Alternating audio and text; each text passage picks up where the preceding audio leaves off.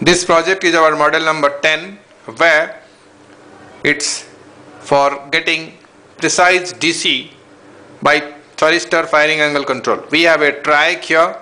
We can also use back-to-back SCR in little modified circuit. We have a ZVS here, operational amplifier used as a comparator for ZVS, zero voltage switching, and the microcontroller and the deregulator IC and the associated circuits. We have connected for reading the DC voltage a multimeter here, and we have certain number of buttons to be pressed which will give a precise DC. Now first we operate this, we find now the voltage is around 6.2 volts.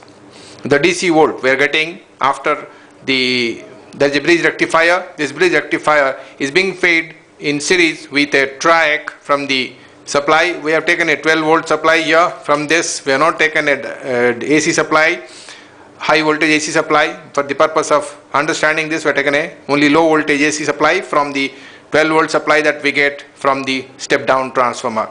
We have the step down transformer here, and this step down transformer is providing us the 12 volt AC, and that is being fed to here and then finally being rectified by this bridge rectifier giving this DC. And once we operate once more, we find that the voltage goes down to 5.26 volts. Once again we find the voltage falls to about 0.2 volts.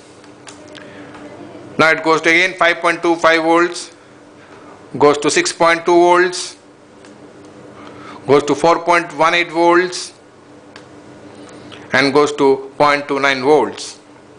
And we based on this, and then now it is 7.83 volts.